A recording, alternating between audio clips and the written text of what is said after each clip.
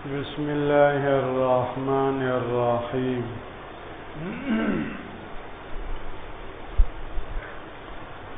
جس طرح دعا کرنا اللہ کے رسول صلی اللہ علیہ وسلم کی تعلیم اور آپ کی سنت ہے،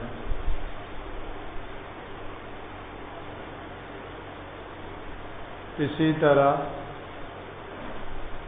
ظالموں اور فسادیوں اور خلق خدا کے دشمنوں کے لیے بد دعا کرنا، یہ بھی رسول اللہ صلی اللہ علیہ وسلم سے ثابت ہے۔ آپ صلی اللہ علیہ وسلم کی ذات بابرکات اور رحمت للعالمین تھی، سارے جہانوں کے لیے رحمت تھی۔ آپ سے زیادہ کوئی شفقت اور رحمت اور رافت والا ممکن ہی نہیں۔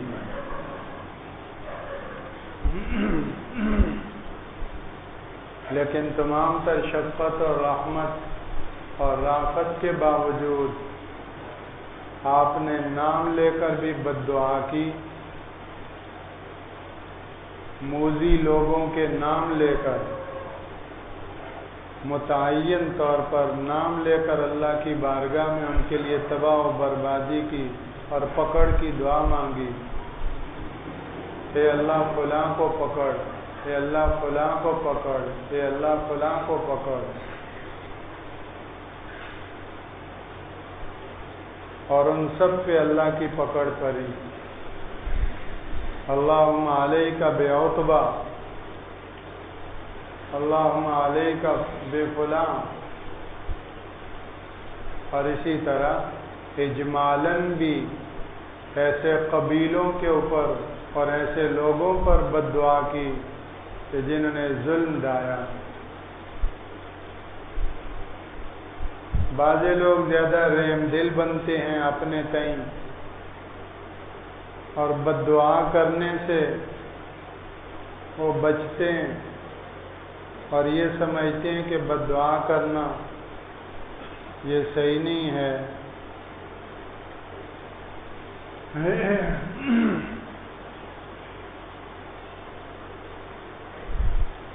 ایک موقع پر 70 صحابہ کرام شہید ہوئے،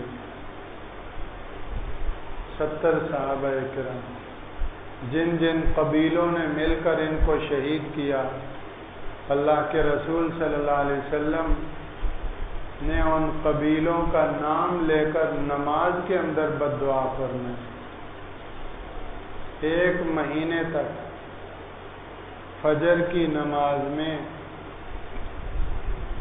دوسری رکعت کے رکوع کے بعد اضافی طور پر، حالانکہ روزانہ فجر کی نماز میں یہ معمول نہیں تھا،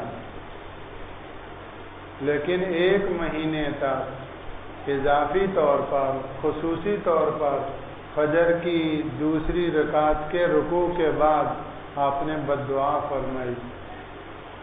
ریل، زکوان، عصیہ، یہ وہ قبیلے ہیں جنہوں نے ان 70 صحابہ کو شہید کیا تھا۔ اس کو قنوت نازلہ کہتے ہیں،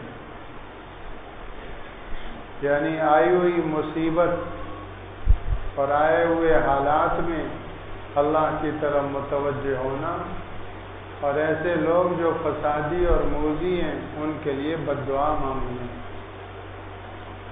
اور بخاری کی حدیث میں آتا ہے کہ ان 70 صحابہ کی شہادت اور مظلومیت کے ساتھ اور بڑی درندگی کے ساتھ جو ان کی شہادت ہوئی، آپ کو بذریعہ وہی اطلاع ہوئی۔ تو جتنا اس موقع پر آپ غمگین ہوئے، اتنا صحابی کہتے ہیں میں نے کبھی آپ کو غمگین نہیں دیکھا۔ اس سے معلوم ہوا کہ ان کی تو شہادتیں ہیں، اور شہادتیں پا کر اللہ کے ہاں بہت اونچا مقام لے گئے، لیکن دکھ درد اور صدمہ یہ اس کے منافی نہیں، تمام تر شہادت کے باوجود اللہ کے رسول کو غم اور صدمہ پہنچا۔ اور صحابی کہتے ہیں کہ جتنا اس موقع پر آپ غمگین ہوئے اتنا میں نے کبھی بھی آپ کو غمگین نہیں دیکھا۔ تو معلوم ہوا کہ شہادتوں کے موقع پر غمگین ہونا، صدمے سے دوچار ہونا، یہ صبر کے بھی خلاف نہیں، اور رسول اللہ صلی اللہ علیہ وسلم کی سیرت طیبہ میں اس کی اصل موجود ہے۔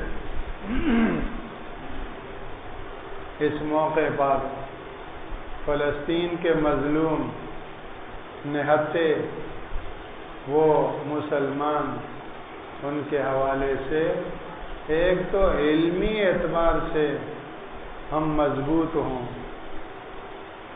دوسرا ایمانی اعتبار سے ہم مضبوط ہوں، تیسرا عملی اعتبار سے ہم اپنے کو مضبوط کریں، تین رخوں سے اپنے اندر استحکام لائیں، اپنے اندر مضبوطی لائیں، علمی، عملی اور ایمانی تینوں پہلوؤں سے۔ علمی کا مطلب یہ ہے کہ اچھی طرح ہمیں 2 اور 2 4 کی طرح یہ جان لینا چاہیے کہ مسجد اقصی ہو، فلسطین کی ساری سرزمین ہو، اس کے مالک مجازی وہ فلسطین کے مسلمان ہیں، اور اسرائیل ہو، یہودیوں کی جتنی بھی آبادی ہو، وہ سب کے سب صرف غزہ کی پٹی یا جو نئی آبادیاں ہیں نہیں، پورا اسرائیل، پورے کا پورا اسرائیل یہ سب قابض ہے، غاصب ہے، ناحق قبضہ ہے۔ جب صحابہ کرام کے ہاتھوں وہ فتح ہوئی سرزمین، اللہ نے ان کے حوالے کر دی۔ سورہ فتح میں اس کا ذکر ہے، سورہ احزاب میں ان کا ذکر ہے۔ یہودی تو مدینے میں بھی رہتے تھے، تو کیا آپ مدینے کا بھی وارث ان کو کہیں گے؟ مدینے کے پڑوس میں خیبر میں وہ رہتے تھے، خیبر میں ان کی زمینیں تھیں، تو کیا خیبر کو بھی ان کی ملکیت آپ قرار دیں گے؟ نہیں، اللہ کا قرآن کہتا ہے اورثکم ارضہم ودیارہم واموالہم وارضا لم تطئوہا، اللہ نے ان کے گھروں کا وارث تمہیں بنایا، اللہ نے ان کی زمینوں کا وارث تمہیں بنایا، اللہ نے ان کے مالوں کا وارث تمہیں بنایا۔ جب اللہ نے ان کی ملکیت ختم کر کے اس کا وارث اور مالک تمہیں بنا دیا، تو اب کون کیسے اور کیوں کر کہہ سکتا ہے کہ یہ ان کی چیز ہے؟ سورہ فتح میں فرمایا لقد رضی اللہ عن المؤمنین اذ یبایعونک تحت الشجرہ، آگے پوری تفصیل ہے کہ اللہ نے یہ اموال غنائم تمہیں عطا کیے، مغانم کثیرۃ تأخذونہا، اور اللہ نے اور بھی مال غنائم کا تم سے وعدہ کر رکھا ہے، اور اس وقت فوری طور پر اللہ نے یہ تمہیں دے دی، اور آگے کی پیشن گوئیاں کی وَأُخْرَى لَمْ تَقْدِرُوا عَلَيْهَا قَدْ أَحَاطَ اللَّهُ بِهَا وَكَانَ اللَّهُ عَلَى كُلِّ شَيْءٍ قَدِيرًا، اللہ کے اور بھی وعدے ہیں ان زمینوں کے جن پر ابھی تمہارا بس نہیں، لیکن اللہ کا ان سب پہ بس ہے، اللہ کے سب قبضے میں ہے، اللہ تمہیں اس کا بھی مالک بنایا ہے۔ تو للہ میراث السماوات والارض، یہ دھرتی اللہ کی ہے، اللہ جس کو مالک بنائے۔ رسول اللہ صلی اللہ علیہ وسلم کو معراج کے موقع پر بیت اللہ سے آسمانوں پر بلانے کے بجائے اللہ نے بیت اللہ مسجد حرام سے مسجد اقصی پہنچایا۔ اشارہ تھا کہ یہ حرم مکی کی طرح حرم اقصی کے وارث اور متولی بھی آپ ہیں، اور سارے نبیوں کی امامت وہاں فرمائی، سارے نبیوں کو مقتدی بنایا، آپ کو امام بنایا۔ جس مسجد اقصی کے مصلی پہ رسول اللہ کو کھڑا کیا، کیا وہ یہودیوں کی ملکیت ہو سکتی ہے؟ نبی کو مصلی مسجد اقصی پر کھڑا کر کے اس امت کو اس کا وارث بنایا ہے۔ اللہ چاہتے تو مسجد حرام سے ہی آسمانوں پہ لے جاتے۔ سیدنا فاروق اعظم رضی اللہ تعالیٰ کے زمانے میں جب فلسطین فتح ہوا تو مصر فتح ہوا، شام فتح ہوا، فارس فتح ہوا، امیر المومنین حضرت عمر رضی اللہ عنہ بذات خود کہیں بھی نہیں گئے، لیکن فلسطین فتح ہوا تو بنفس نفیس خود وہاں تشریف لی۔ مسجد اقصی میں حضرت بلال کو حکم دیا، قم اذن یا بلال، بلال اذان دو۔ حضرت بلال نے تو اذان دینا چھوڑ دیا تھا، اللہ کے رسول کے پردہ کر جانے کے بعد ان سے اذان دی نہیں جاتی تھی، اذان دینا ان کے بس میں نہیں تھا، ایک کیفیت تھی، حال تھا۔ تو اس موقع پر بھی عذر کیا تو حضرت امیر المومنین حضرت عمر نے فرمایا، بلال اگر آج اللہ کے رسول حیات ہوتے تو تمہیں ہی حکم دیتے، اس لیے میں تمہیں کہہ رہا ہوں اذان دو۔ تو حضرت بلال نے مسجد اقصی میں اذان دی۔ تو فلسطین کا ایک ایک چپا بشمول اسرائیل کے یہ اس امت کی چیز ہے۔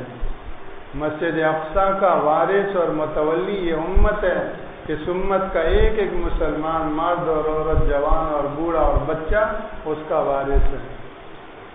فلسطین کے مسلمان تو ہر اول دستہ ہیں، ان کے پیچھے درجہ بدرجہ شرقاً غرباً شمالاً جنوباً پوری دنیا میں رہنے والے مسلمان اس مسجد حرام کے ذمہ دار، چوکیدار، دربان ہیں، ان کے اوپر یہ ذمہ داری عائد ہوتی ہے۔ میں بھی ذمہ دار ہوں، آپ بھی ذمہ دار ہیں۔ اگر مسجد اقصی کو خطرہ ہوتا ہے تو میں اور آپ اپنی جگہ لرز جائیں، ڈر جائیں کہ میرے ہوتے ہوئے اگر یہ ہو، میں اللہ کی بارگاہ میں کس منہ سے حاضر ہوں۔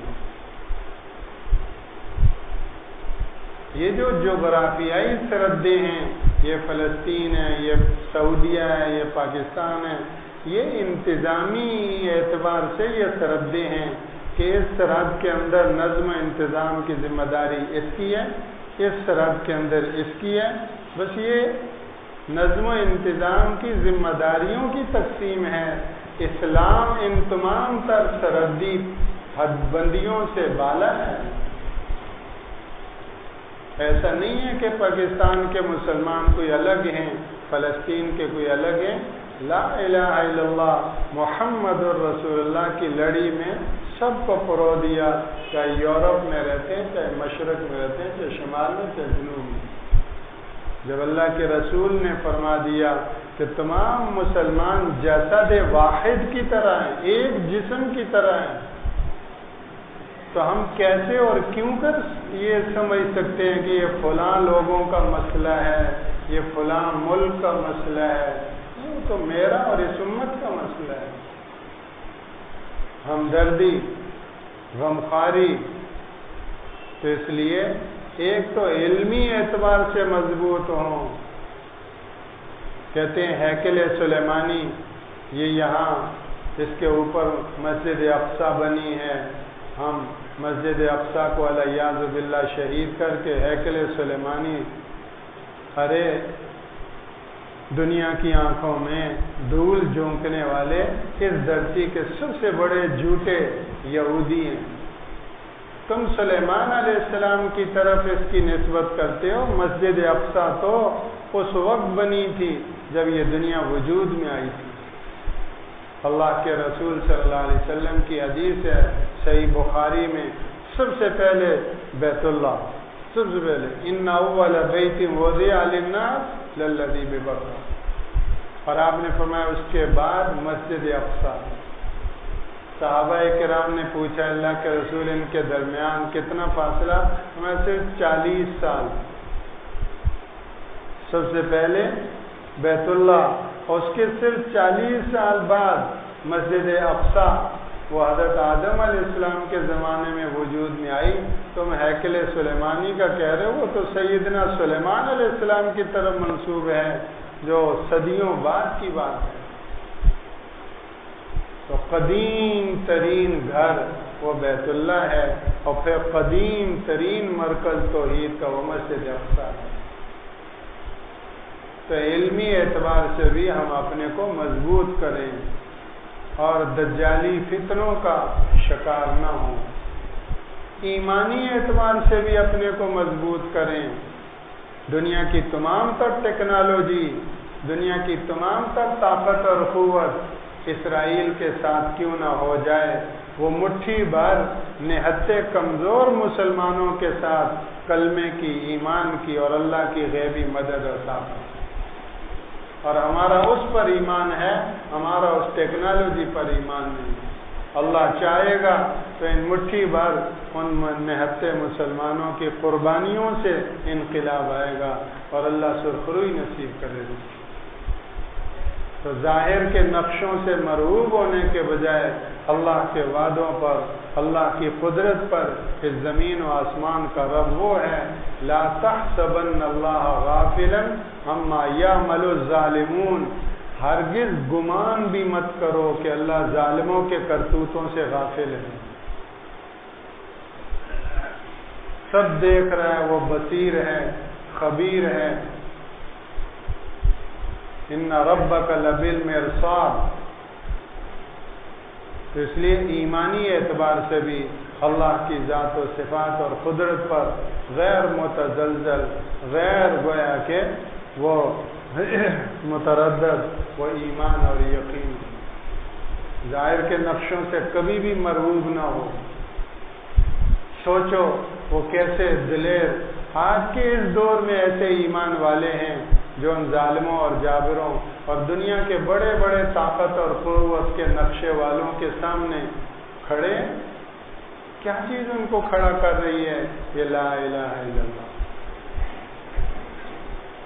اور تیسری چیز عمل ہے. عمل کے اعتبار سے بھی ہم مضبوط ہوں. ایسا نہ ہو کہ نافرمانی، گناہ، غفلت اور لاپرواہی جو پہلے تھی اب بھی اسی طرح جاری رہے. نہ، توبہ تائب ہوں، اللہ کی طرف متوجہ ہوں، ادھر دعائیں بھی مانگ رہے ہوں، ادھر گناہ بھی کر رہے ہوں.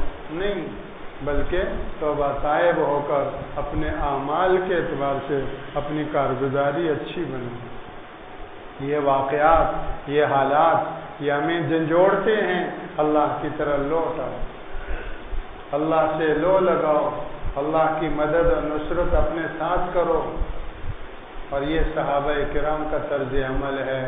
لما رأى المؤمنون الأحزاب قالوا هذا ما وعدنا الله ورسوله وصدق الله ورسوله وما زادهم إلا إيمانا وتسليما. جب ایمان والوں نے نیٹوں کو دیکھا، گروہوں کو دیکھا، لشکروں کو دیکھا، غزوہ احزاب کے موقع پر سارے کفر کے سارے جتنے تھے سب متحد ہو گئے تھے، جیسے آج ہوتے. ان کو احزاب کہا گیا ہے، احزاب. تو یہ نیٹو آج کوئی نیا نہیں ہے، اس وقت بھی نیٹو تھا. تو نیٹو کی فوجوں کو جب صحابہ نے دیکھا تو بجائے کمزور ہونے کے کہنے لگے کہ ھذا ما وعدنا اللہ ورسولہ. ایمان کے راستے میں امتحان آئیں گے، اللہ اور اس کے رسول نے کہا تھا. وصدق اللہ ورسولہ، اور سچ فرمایا. اور وما زادهم الا ایمانا وتسلیما. صحابہ کے ایمان اور ان کی اطاعت میں کیا ہوا؟ اضافہ ہوا. تو پہلے ایمان والے نہیں تھے، پہلے فرمانبرداری والے نہیں تھے، لیکن قرآن پاک کہتا ہے جو جس سطح کے ایمان اور فرمانبرداری پر پہلے تھے اس میں اور اضافہ ہوا. تو اس سے یہ معلوم ہوا کہ ہمیں اس موقع پر اپنی اعمال کے اعتبار سے بھی، فرمانبرداری کے اعتبار سے بھی اپنی کارگزاری بہتر کرنی چاہیے، گناہوں سے توبہ طائب ہو، فرائض و واجبات کی پابندی کریں اور ہر قسم کے منکرات سے اللہ کی بارگاہ میں معافی مانگیں۔ اللہ جل شانہ ہر رخ سے ہمیں اس موقع پر وہ کرنا نصیب فرمائے کہ جو اللہ کی رضا اور قرب کا ذریعہ ہو۔ یہ تو انفرادی طور پر ہمارا کام ہے۔ اجتماعی طور پر جیسے بڑوں کی طرف سے علماء ہیں، سرپرستان ہیں، ان کی طرف سے جو بھی ہمیں ہدایات ملیں تو اس کے مطابق ہم چلیں۔ جیسے مالی امداد کے اعتبار سے بھی بات چل رہی ہے، اسی طرح ان کی مصنوعات کے اعتبار سے گویا کہ وہ معاشی اور اقتصادی اعتبار سے ان کا بائیکاٹ کرنا، وہ چیزیں جو ہماری ضرورت میں شامل نہیں، ہماری مجبوری میں شامل نہیں، پہلے قدم پر ہم ان کو چھوڑ سکتے ہیں تو ان کو پہلی فرصت میں ہم لات ماریں اور ان سے جو ہے ان کا بائیکاٹ کریں۔ جن چیزوں کی کوئی مجبوری نہیں تو ان کی مصنوعات ہیں، امریکن مصنوعات ہیں، اسرائیلی مصنوعات ہیں، تو معاشی اور اقتصادی اعتبار سے بھی ان کا بائیکاٹ ہے۔ اور جو ابتدا میں عرض کیا، بد دعا کے اعتبار سے بھی جب رسول اللہ صلی اللہ علیہ وسلم رحمت للعالمین ہو کر ایسے ظالموں اور قاتلوں کے لیے بد دعا فرماتے ہیں تو ہمیں بھی بد دعا کرنی چاہیے۔ یا بدیع العجائب بالقہر، یا بدیع مانگنا چاہیے، یا بدیع العجائب بالقہر، یا بدیع، اور قہر کہتے ہوئے اسرائیل کا تصور کریں، وہاں کے ظالم درندوں کا تصور کریں۔